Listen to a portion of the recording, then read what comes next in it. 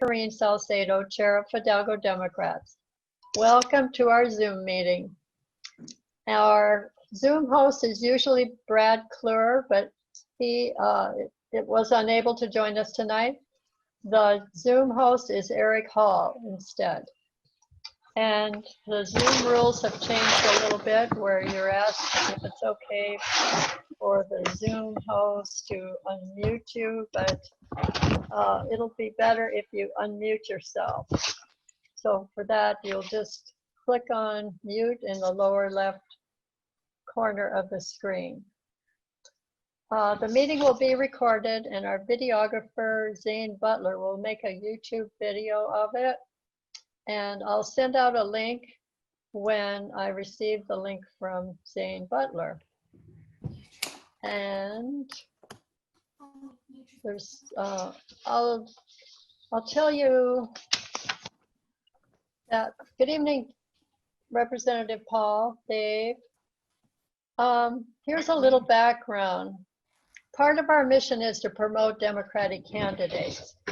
Most of our Fidalgo Democrats members live in the 40th, but since our 40th legislative candidates have secure seats, we decided to focus this meeting on the 10th district candidates in the hope of further turning the 10th district blue, a process that Dave Paul started in 2018 by winning his seat. So he started turning it blue, but we have a lot of hope about these other races for the state legislature. And in the Skagit County Board of Commissioners race, we have a good Democrat, Mark Linston, challenging the Republican incumbent, Commissioner Ron Wiesen. So therefore, we're presenting 4 candidates who live in the 10th tonight. And I'll say who they are. Mark Lunston, Dave Paul, Angie Hamola, and oops, I'm spacing. Angie and Helen Price Johnson. Sorry, Helen. So we're presenting 4 candidates who live in the 10th. Each will speak for 5 minutes and in turn answer questions for 5 minutes, which won't be time for much beyond 1 or 2 questions. This is a big program. That will be the first segment of the meeting. And I'll introduce each one of those candidates very briefly because it is a big program. Then the second portion of the program will be Savannah Steele, who is Washington State Democrats Northwest Regional Field Director, speaking about getting out the vote for November 3rd. So we've got 2 halves. The first half will be the candidates. So let's go to our first candidate, who is going to be Mark Lunston. He lives on South Fidalgo. He won the primary race for Skagit County Commissioner District 1. And he's challenging the Republican incumbent Ron Wiesen. So this is a great opportunity to turn that seat blue. So Mark, you can say whatever you want about yourself and your campaign for 5 minutes, and then we'll have questions for you. Thank you, Corrine, and thank you, Fidalgo Democrats, and my compadres from the 10th who are also running for office. I'm running not as a seasoned politician who's held many offices. This is my first run for political office, but as someone who sees that we have work to do. I have become interested, involved, engaged, and fairly consumed by politics since 2016 for a lot of obvious reasons that I think you can all figure out. What I've seen in Skagit County has mostly come from my work on the Planning Commission, where I've seen what happens with the comprehensive plan. That's the nuts and bolts of what we do in the county to plan for the future. I'm not experienced with running a government body myself. I've never been in office, but I know I can do it. I've done plenty of planning as a business owner, as a fisherman, as an advocate in politics. I've juggled all kinds of issues that involve that kind of detail and done well at it. We have, many people here know me. You know that the issues are water. We need water security in the Skagit County. It's a huge thing. It involves environmental issues, and as well, it bears on climate change. We have issues from Guaymas Island all the way up to Fisher Creek, and we have conflicts between natives, the tribes, and the farmers over who can use the water, habitat restoration, and so on. It's a huge issue. It hasn't been dealt with. There are too many fights still going on. That needs to change on an area by area basis. And another huge issue is housing. We have, which also entails many other things. It entails the use of land. How do we just give up open space and allow suburbs to be built across the valley? I won't, but that will be pressure that we will have. We will have people coming in here, and we can't do that. We have to preserve farmland. We have to keep it productive. We have to keep it profitable for farmers by not having too many regulations on them. I know about that. I fished. I dealt with the weather. I dealt with fish stocks. I dealt with being a good steward of our resource. Farmers can do that here in conjunction with the tribes and the salmon going up the river. I am convinced of that. We also have to endure and recover from COVID, and that is still not in our grasp. I look forward to the time of having Democratic leadership nationally so we can actually have a plan. That will make the job in the county much easier. The most important thing about being a commissioner, though, is a lot of details, certainly, but the real basic thing that drives me to run here is that what the commission does is provide a vision for the future of the county. Where are we going? And what kind of government, what kind of administration are we going to have in our own community where we live? How are we going to get along with the cities? Most importantly, how are we going to deliberate with each other? What's the conversation going to be like? I'm used to having very difficult political conversations and figuring out a solution to problems that have to be fixed. That's what's drawn me into politics. I'm a Democrat because I like the policies that we've espoused. But when I got into fish politics 40 years ago, and we had to solve overcrowding and a number of other things in our fishery, it wasn't Democrat or Republican. I hardly knew who anybody was. We had problems to solve, and we did that. I was an integral part to some of those things, and you know my story. So now we suffer, I think, from a national plague of political anxiety, and if we can provide that kind of deliberative practice and make our county government sustainable as a functional unit, then that will help us recover from the last 4 years that we've had. I won the primary. I look forward to winning the general. I'm getting out the vote all over the county, and it's a big county. I've got some driving to do. So we can use your help. If you want to volunteer, you know how to find me on my website, and we can use donations. Many of you are going to get calls or letters. And so I hope that you can back me up on that. And I look forward to working with you and working for you. Thank you.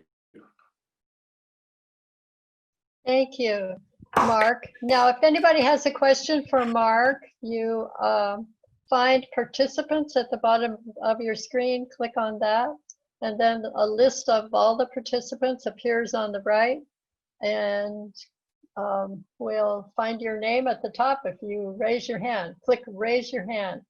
Raise your hand is at the bottom of that list of participants. Click on that, and then I'll call on you. Anybody have a question? Don't see any hands up yet. No questions. Oh yeah, Vilit has one. Go ahead, Vilit. Unmute yourself. Yeah. There Mark, you go. Yeah. Mark, thank you very much for joining us. I totally appreciate you, and congratulations on your campaign. I think you guys did a great job. My question is, I'm just curious about I know you are very involved in this affordable housing issue.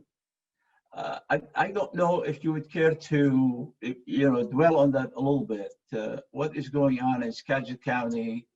How would you proceed with that issue? Well, one way I proceed with it is that I deal with people who know it really, really well, and I take their advice and their counsel to figure out what I think is the best thing to do. People like John Doyle in LaConner, or who works with Habitat for Humanity, or Dustin Johnson at the Family Center in Anacortes. There are more, a number more. What I think has to be done is you take care of the most vulnerable part of the population as your first priority, but you make sure that you have a full spectrum of housing available for people. That's your goal to work for. But you have to be able to take care of a solid base of working people who can live in Skagit County. And right now, we don't have that. We suffer from it, and we are in danger of taking an easy path of allowing too much development in open space, which is what has happened in many other places in the country and not worked out well. Thank you. The Growth Management Act, implemented through our comprehensive plan, provides us with limitations and opportunities both. We can save our farmland, which we've done, and we can get more housing. That's okay. So with different levels of density in different areas in the cities and the urban growth areas. So it's up to us to work that Rubik's Cube, and I think that's kind of what it is. And the key is going to be good deliberation, and make sure that everybody has a common goal. Not much different than solving any difficult public policy problem. It's good government, and you have to commit to it. So that's how I see our problem, and our solution is to work through what we've been given in the Growth Management Act and go to those goals.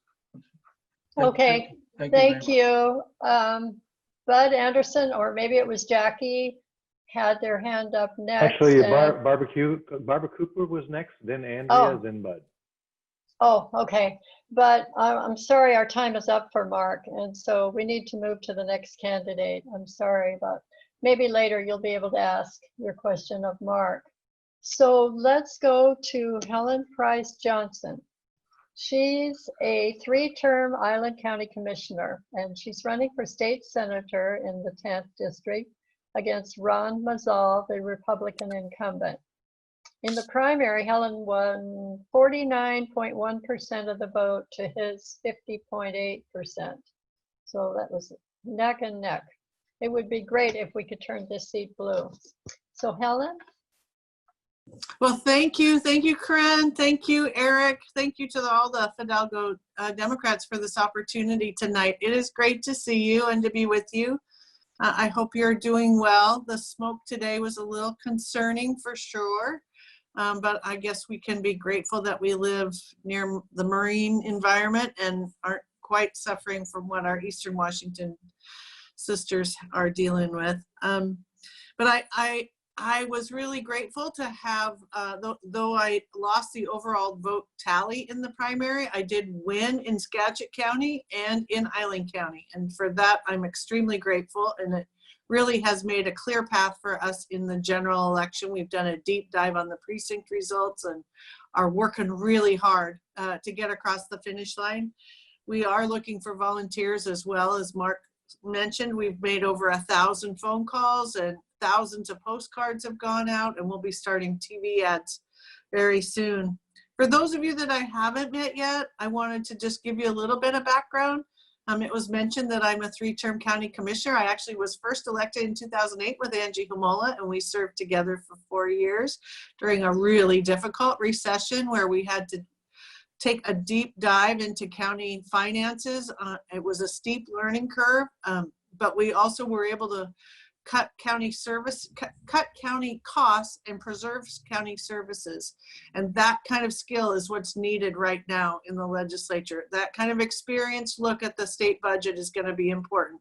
I think they made some mistakes last time. They swept funds from local governments that really crippled our ability to support our local community when we needed it most.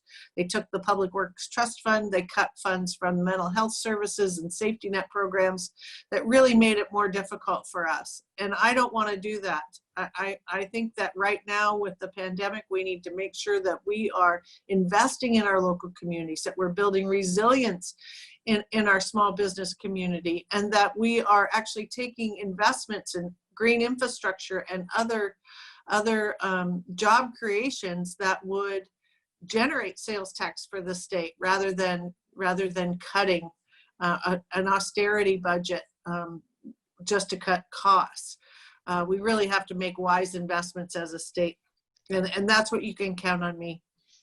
As in the state Senate, I'm an advocate for working families. I've been a small business owner and an employer in Island County since, well, longer than I want to say maybe, but they're over 30 years. And I raised our 4 kids, running our family business off the dining room table.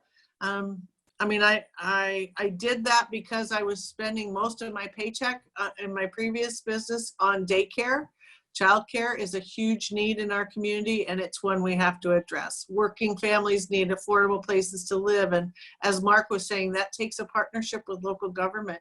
My 12 years as a county commissioner positions me really well with other counties from across the state to come up with bipartisan solutions that we can get through, that are common sense, that preserve our environment, and that will really make a difference for our working families in a time when they could not need it more. Housing is the #1 essential need that we are seeing as people come into the county's human services office, trying to get through this pandemic, just keeping people housed. And there's a limited amount of resource out there. So we definitely need to focus on that as an entire 10th LD. I also think it's really important to have leaders that are kind, that are civil, that focus on the issues and not on personal attacks. I think I personally have had way too much of that over the last 4 years on the national level. And our communities need us to hold together and to demonstrate how important it is that we are good, that leaders are good role models for our kids. And I take that role very seriously. I love the place I live. I mentioned I grew up in a family business and have supported that. I have quite a contrast with the person who was appointed to fill this seat when Barbara Bailey retired. My opponent received a 0 rating from the Washington Conservation voters. That's really possible. You can get a 0 rating. As a farmer, you would think that would be pretty strange because farmers are on the front line of the climate change impacts. But, you know, for whatever reason, you can count on me to be an advocate for climate change policy. You can count on me to be an advocate for our small farmers, for sustainable ag, and making sure that we can pass along this precious farmland to future generations. I see farmers as a partner in the role of environmental protection, not an adversary. And I agree with what Mark was saying earlier, that, you know, the tribes and the farmers and our local communities have a great opportunity to work together to get us prepared and create a strong vision for the future. I very much appreciate your support. We could use all the volunteers and donations, and it's a big push to get across this finish line and make the results in November something that we can all cheer about. So thanks again for this opportunity to be with you. It's really a great pleasure. I look forward to your questions. Does anybody have a question?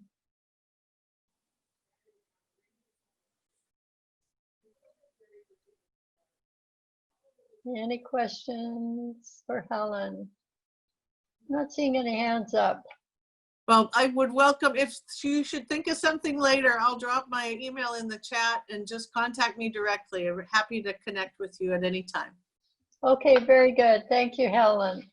So now we'll go to Representative Dave Paul. He did turn the House seat position 2 blue in 2018 and is seeking to hold it against Republican challenger Bill Brook. Dave Paul, 5 minutes. Thank you so much, Corinne. It's so nice to see you and so nice to see so many friendly faces here this evening. So I know I talk about this a lot, but the Fidalgo Democrats were the first group I spoke to when I was considering running for office 2 years ago. Always appreciate coming back and talking to the group and chatting about what's important to our community. For those of you who don't know me, my name is Representative Dave Paul. My wife Rachel and I have 4 kids. 3 are now in college, so we're juggling that thing that many of our families are doing, where we've got kids living at home. We've got one child that just went back to school today, and our youngest is a sophomore in high school. I grew up in Washington State, and our family lives in Oak Harbor. I'm a longtime educator. I know some of you from my work at Skagit Valley College. For a long time, I served in the role of Vice President or Dean of Student Services, and I think that job where I helped with financial aid, in advising and veterans education benefits, I think all those roles help make me a better legislator. And since 2009, I've worked with the Oak Harbor Education Foundation, where we help give scholarships to students, and we help teachers with applied learning grants to help them bring out of the classroom experiences into the classroom. So, we're in a swing district in the 10th, and in 2018, when I decided to get in the race, our legislators didn't reflect that balance, that purple type district we have. And I ran to help make sure all voices in our district would be heard in Olympia. And that, from progressives to dreamers to the LGBT community to communities of color. And I really focused on three main issues 2 years ago: education and family wage jobs and protecting our environment and our quality of life. And I've really worked hard over the last 2 years to listen to our community, to listen to you, and to learn about your concerns and advocate for those concerns. And I hope I've earned the trust of voters and can serve another term. I've focused a lot on investments that can help improve our community. On Whidbey Island, we worked on making sure that EB's Reserve would get extra funding. There's $1 million in funding in the state budget for EB's Reserve. We worked to get money for the LaConner Library. It received money in the last legislative session, but it wasn't quite enough to get that library built. We came back and got that library built. We got money for the Anacortes Family Center. In terms of legislation, almost all of my accomplishments are ideas from constituents. So we worked on reducing the cost of dual credit programs like Running Start in college and the high school. And then not only did we get that bill passed, but then I fought over the last year to make sure that our local community colleges would get the opportunity to distribute that money and to help students with their textbook costs. And we got $66,000 for Skagit Valley College and Everett Community College students. Working with veterans, I learned about some of the issues that retiring veterans can have when they're trying to go into college and they're still in the military service, so work to help reduce those costs. We've worked hard to promote and protect rural health care in our district, from Medicare reimbursement rates to lower prescription drug costs. So we really have worked hard to help protect our communities with the comprehensive sexual health education bill to make sure that children are taught what abuse is in case they've got an abusive step parent at home. We've worked hard to protect our communities from COVID as best we can. And I think when you look at those accomplishments, my opponent, the difference between me and my opponent are clear on almost every issue. So I hope I can earn your vote this November, and I hope I can get your help with connecting to voters in our district. It's a really challenging time period where we're not doorbelling because we don't want to put our communities at risk. So if you have folks that we can call that might be independent, might be swing voters that we can talk to, I would really appreciate it. We have our big campaign kickoff tomorrow night where we're doing a diners, drive-in and Dave Food Network theme. I hope folks can join us. It'll be our kickoff for our fundraising for the November general election. So thanks so much. I'd be happy to answer questions if folks have questions for me. Does somebody have a question for Dave Paul?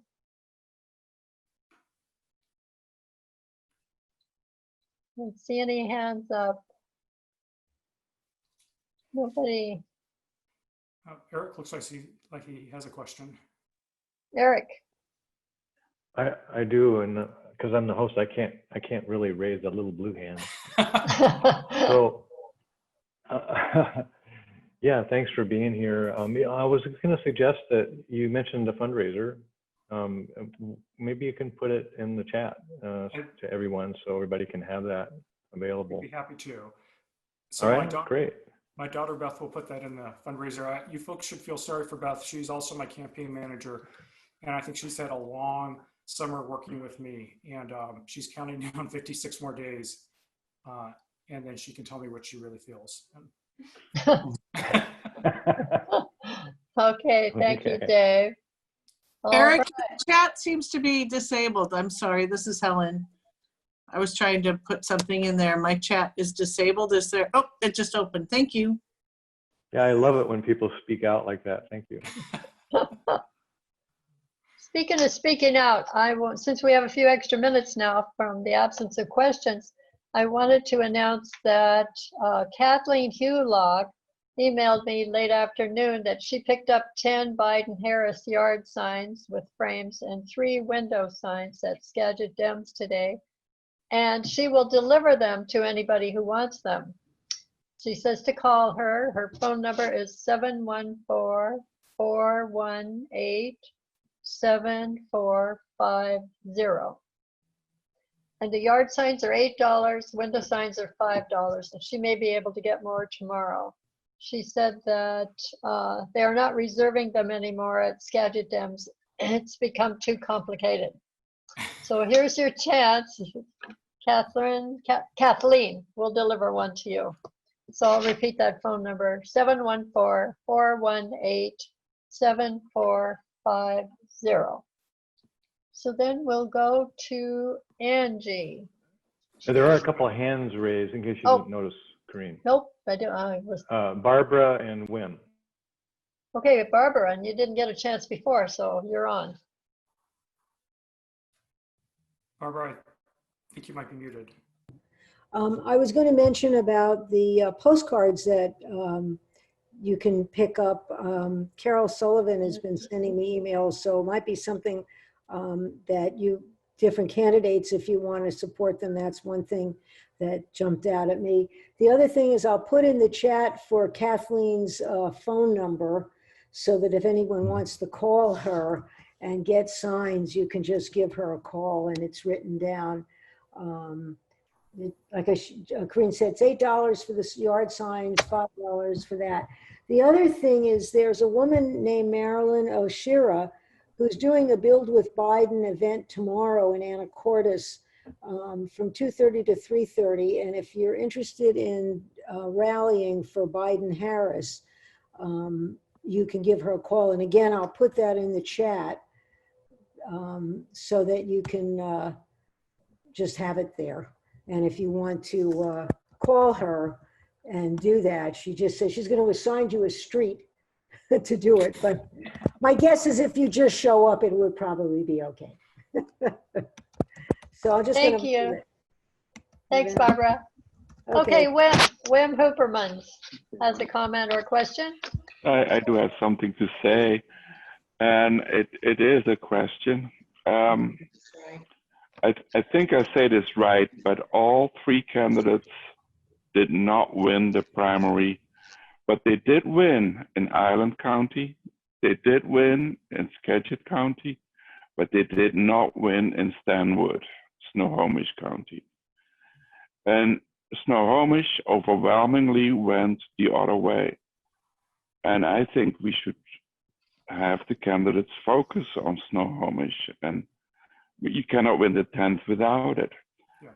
So I do think, I agree with Barbara that Skagit Democrats can help with their cards and that we should focus some attention on Stanwood.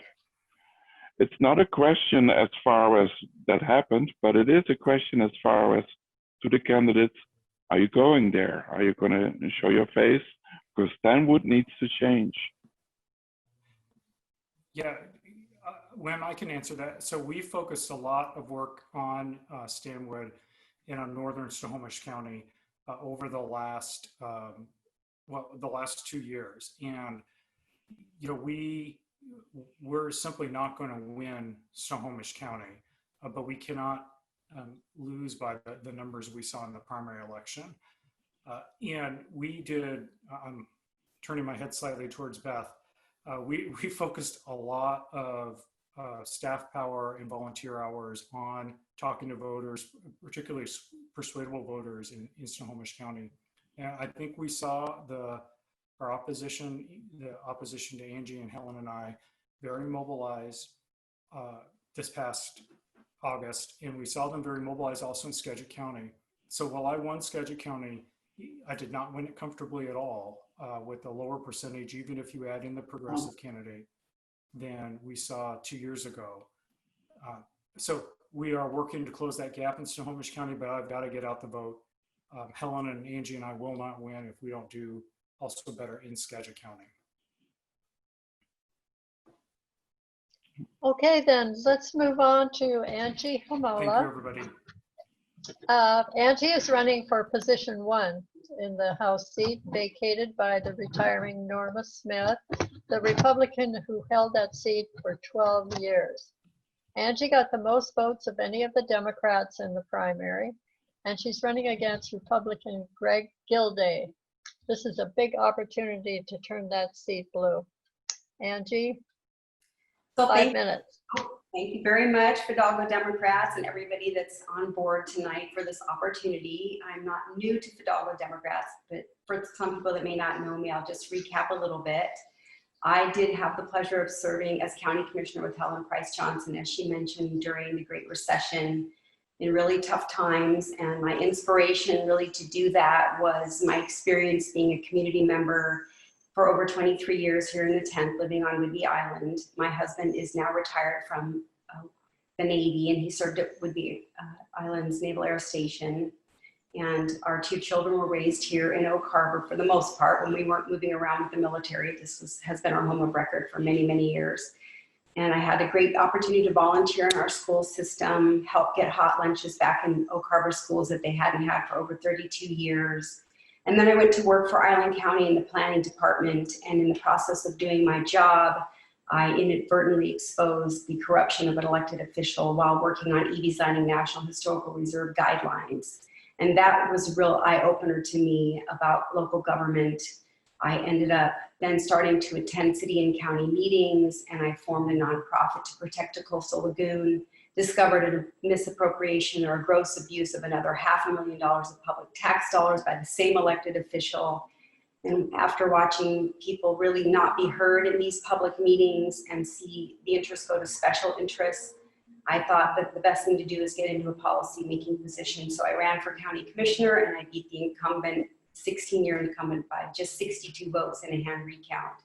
And when I took office, it was pretty apparent after really forever. It was the first time in county history we ever had an all-Democrat board of county commissioners, and the first time we ever had 2 women, myself and Helen.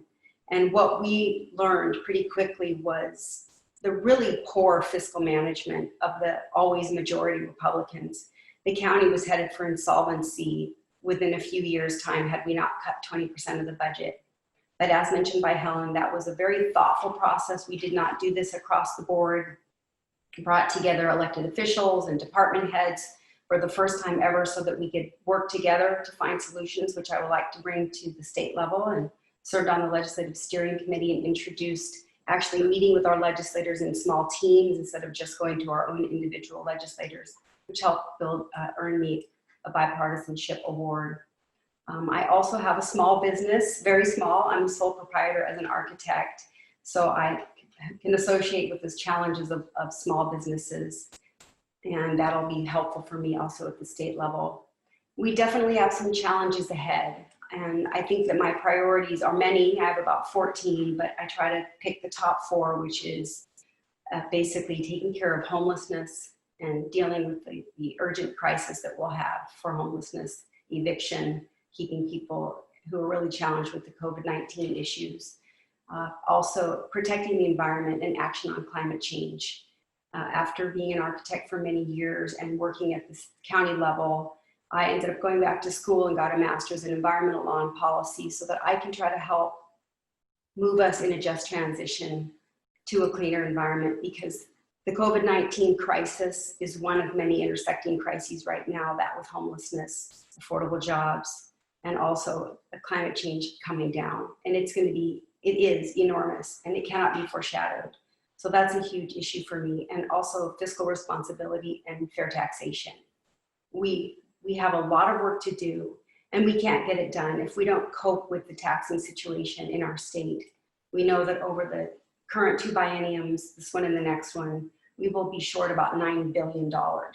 And even if we could incorporate some new steps with capital gains taxes or corporate taxes, which actually the taxes for big government or big corporations have been supported by Amazon, Starbucks, Microsoft, much like the Federal Energy Commission many years ago, when the Congress was figuring out that we were having a monopoly and wanted to form a commission. They got involved so they could help write their own regulations, which is what these big companies in Seattle area have done, so that they can prevent a head tax and taxes they don't want, and they're willing to pitch in. And my opponent, who's receiving money from Amazon, Greg Gilday, thinks that's a bad idea. So we need to make sure that we're doing these steps and addressing the homelessness issue and so forth. I can't believe I've already used up 5 minutes.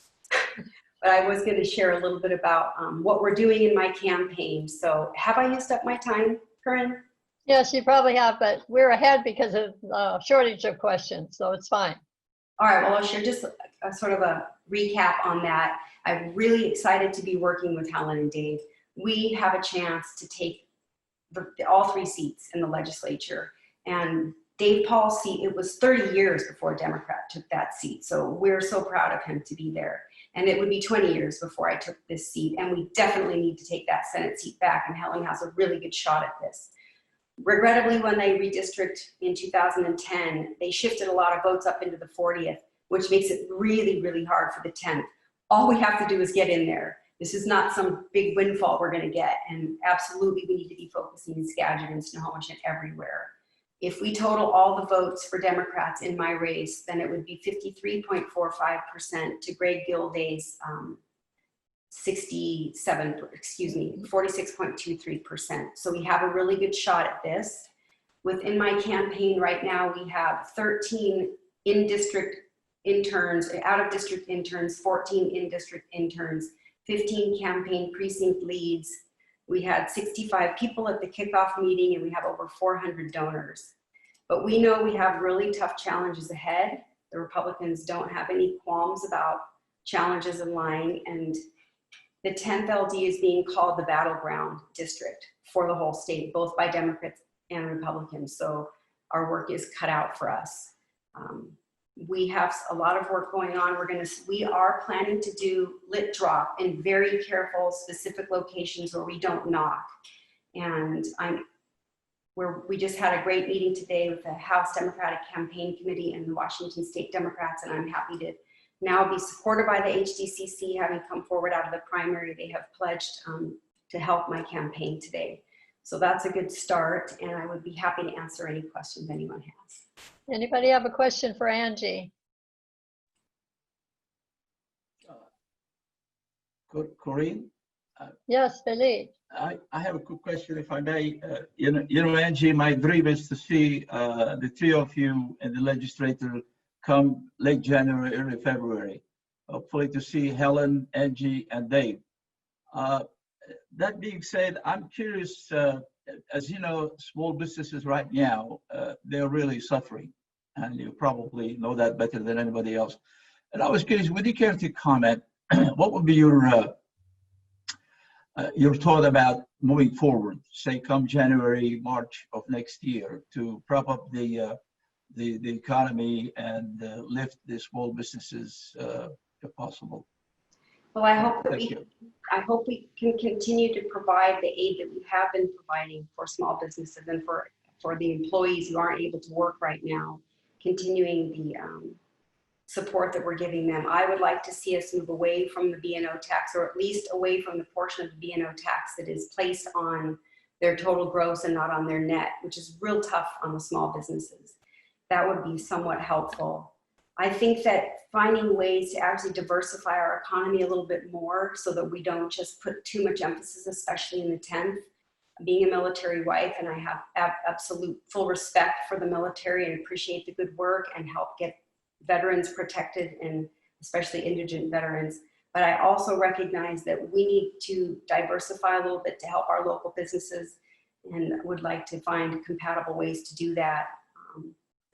I am not sure all of the steps that we can take, but we definitely have to find ways to help our local businesses. And I think the diversified piece, making sure that we continue to make efforts to get broadband so that they can, now we're finding that there's ways to work at home. These niche businesses that are, especially in our remote areas of our district, would be better served if they have more access to broadband. And making sure that we're thoughtfully planning, as Mark alluded to earlier, that we need to be planning our zoning in such a way that we are protecting our local businesses and also the people who live here, and that we're not offsetting expensive costs by our sprawl development and making our communities walkable. And our zoning has a huge impact on the effectiveness of our local businesses and how we protect the way that we do our infrastructure. So making sure we're bringing some of those infrastructure dollars back to our district will also be helpful. Okay, Art Huffine has a question. Art. I have a question for all three candidates, but first I'd like to make just a brief comment. We have three absolutely incredible people running for office here with Angie. I've worked with Angie since I first came to Island County in 2010. I worked on a re-election campaign. We lost by about 120 votes. And Dave, I worked on his campaign and he won by about the same margin. And Helen so far has won all of her campaigns, but we need to work to get these people elected, and doing phone calling, doing postcards, doing whatever you can, hosting coffees. It's all a virtual effort this time, and we need everybody to get involved. And when you look at the 10th LD, 60% is Island County, 20% is Skagit, 20% is Snohomish. So when, with all due respect, even though Snohomish tends to be very conservative, we can win the 10th LD if we get Democrats in Skagit County and in Island County to vote. We need every friggin' Democrat in Skagit and Island County to vote, and we will win, regardless of what happens in Snohomish County, with all due respect. So my question, that's my speech. Question is really to all three of you. We have COVID dramatically impacting the budget of the state of Washington. And in 2021, when the three of you are in the House and the Senate, how do we avoid cutting all expenses and destroying the economy? And how can we move forward with a reduced budget and more spending? And I don't know if that's the right way to ask the question, but we can't cut expenditures and invest in the future. So I guess my question is, how do we invest in the future with a reduced budget? To all three candidates. I can make, do we have time, Corinne, to answer? Well, I've scheduled Savannah Steele to start at 7:45, which would be 1 minute from now. But let's just give quick answers. Or maybe not all three answered, just one of you answer. I'd love to make a stab, but I don't want to slight anybody here. And Dave's already been there, so if I will defer if Yes, I think Helen hasn't had much chance. So Helen, would you like to answer it? I'd be very grateful. Thank you. I do think that there are ways that the state legislature can make one-time investments, use short-term strategies to get us through the pandemic in a way that invests in our local communities, invests in green infrastructure, makes transportation projects. These are ways that get people working, generate sales tax that actually help to fill that gap without having to cut vital safety net services. there are other strategies being talked about, but I think there are also one-time investments that we can make that will help. And I'm really am hoping and praying that the federal government does what they need to do and send more help to the states, because then that will give us more tools in our toolbox to make those investments really count. But I think where we can make investments that actually generate jobs, generate sales tax, and move us toward a more climate-friendly infrastructure, broadband comes to mind. We're trying to get kids to work from home. We need to make sure we have investments in broadband. Those are the kinds of things that we could do. Art, thanks for asking. I would love to have just a minute. Okay, 1 minute. So I think we definitely need, even if we adopted the capital gains tax and the wealth tax, we will still be $500 million short in each biennium. And it's going to be really tough, and it's going to take time to fix the situation. I would like to see at least some help from the federal government as far as our impact aid go at the local level. I don't know that we're actually getting enough. I think the fact that our military housing, which has now been privatized and doesn't pay a single penny on property taxes, would be helpful. And private hotels now reside on military bases, which I am not sure are paying any property tax. That would help contribute. And I really think I would like to see a peer-reviewed economist study to look at our existing tax structure and alternatives, roll that out to the voters, engage the voters, and have them make the choice on what works, not just an in-house, because I think people have don't have a lot of faith in government, and we are looking at those options. But the long-term solution for Washington State is not to keep doing what we're doing. It took us 3 years longer than every other state to crawl out of the recession because of our the most regressive tax structure in the entire nation. So we need to think long-term, and the immediate solution that Art's alluding to is very scary, and unless we're willing to come together on finding equitable means for paying our fair share of taxes, the long-term solution is going to be painful. Thank you. Okay, now I'd like to welcome Savannah Steele, who's Washington State Democrats Northwest Regional Field Director. And she's there she is. Hi, Savannah, welcome. And she is going to talk about getting out the vote, which is what we need to do for November 3rd. Savannah. I am, yeah. Thanks so much for having me tonight. I feel like so many faces here are familiar, which is a nice thing to be having happen. I was just on a call earlier today where we were talking about how much we miss campaign offices and seeing people, but we're getting to that point where I'm starting to see a lot of familiar faces as we move through this campaign, which is nice. So yeah, thanks so much for having me. As Corinne said, I'm Savannah Steele. I use she, her pronouns. I'm the regional field director for Northwest. So basically that is Snohomish County up to Whatcom and then everything in between. So San Juan, Skagit, and Island, and all of the 10th LD tonight. So we are focused right now at the coordinated campaign with voter ID work.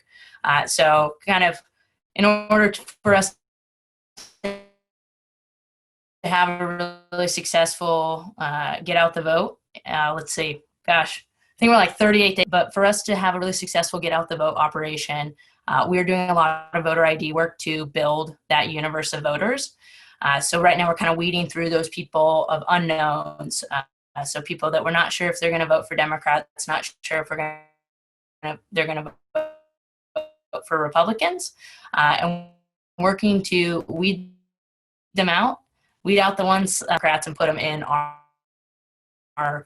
universe that we will then be calling through to mobilize to vote once ballots are out. Hold on, Savannah. Your bandwidth is, you're having some bandwidth issues, Savannah. You might mute your video and see if that improves the situation. Okay, yeah. Thanks, Eric. Yeah, we're losing your audio. You're dropping. So try, yeah, there you go. How about now? Can you hear me now? Oh, yeah, yes. okay. Yeah. Oh, sweet. Okay. Thanks so much for flagging that. Oh, okay. So I'm not sure where I cut out there, so I'll kind of just start over a little bit. But basically what we're doing at the coordinated campaign right now, we do work on behalf of Democrats up and down the ballot. So Dave, Helen, and Angie are all on our ticket right now. And we're also working for Gail Tarleton, who's running for Secretary of State, and then Mike Pelliciotti, who's running for Treasurer, and then Governor Inslee as well. So really making sure that we are mobilizing the Democratic base to turn in their ballots come election day. Hopefully sooner than election day, we're going to be pushing folks to be turning in those ballots as soon as they get them. But for us to be able to have a really successful get out the vote for our candidates and to mobilize the Democratic base, we have to build that universe, that list of people to call through and mobilize. So that's what we're focused on right now. We are doing voter ID work. So basically calling through folks that we aren't quite sure which way they're going to vote, if they're going to vote Republican or vote Democrat. Our job is to weed through that group of voters and ID those Democrats, and then put them into our pre-existing universe of Democrats that we've already identified. So really trying to make that universe of known Democrats as big as possible, so that we can then, once ballots are out, call those folks and mobilize them. So right now we have a staff of 8 field organizers that are working on this. They're currently running a phone bank that actually Lynn was on this evening with us, which was great. But we are making calls to these voters 6 days a week, Saturday through Thursday right now, on virtual events via Zoom. And we're using, traditional open virtual phone bank method, as well as a dialer method on Sundays, which this past Sunday, we did a statewide dialer, but we made over 60,000 calls. Is great. But what's even greater about that is that we ID'd a good amount of voters in the Northwest region, which I think it might have been Art who was saying that, in 2018, Dave's race came down to a handful of votes, and it did. And so moving forward, this year, we're going to make sure that we don't lose any race by a handful of votes. We're going to turn out as many Democrats as possible to make sure that we elect all 3 candidates that are on the call tonight. And we're going to be doing that through our phone banking. We are hard at work at that. And so I think I'll leave it there. We've got a great system in place that we're doing right now, a great staff that can kind of help get everyone up to speed, answer questions on our events. I think I'll go ahead and put my email in the chat. Any of you, please reach out to me via email. I will help you get set up on these events. They're pretty smooth, and we can get to work. Again, we don't have too much time. I can't believe it's past Labor Day already. So we are kind of head down getting these calls made, and IDing these voters, and any help that you all can give to help with this effort would be great. Okay, thank you so much. And I just fell out of the meeting. No, you're still with us, Corinne. Okay, I just can't see. Catherine Ann would like to speak. Very Okay, go ahead. exuberantly. Yeah, I apologize, but Barbara made a comment before about a demonstration that's being organized, and I just wanted to fact check. I think it's October 9th, not September 9th. She had said Build with Biden with Marilyn Oshiro from 2:30 to 3:30. The information I have is that it's October 9th, not tomorrow, September 9th. So you might want to check the chat, maybe Barbara. I'm not sure if she's still here or not. And I'm Kathleen, who has the signs. My daughter set it up, and she's Catherine Ann. So thank you. Thank you. Yes, I read that it was October too. Thank you. Okay. Okay. So that's it for recruiting volunteers. All they need to do is get Savannah's email address in the chat box and email them. So hopefully you're writing down her email address, and then she will give you instructions how to make the calls or send the postcards. Okay, so I guess we are ready to close. If that's all the questions. Oh, well, there were 2 people who didn't get to ask at the beginning who had questions for It was for Helen. One was Barbara, and she is still here, and I'm forgetting who was the second one. But Barbara, do you remember what your question was for Helen? No, I kind of, I was more about the postcards and kind of helping. So it's sort of, they answered it.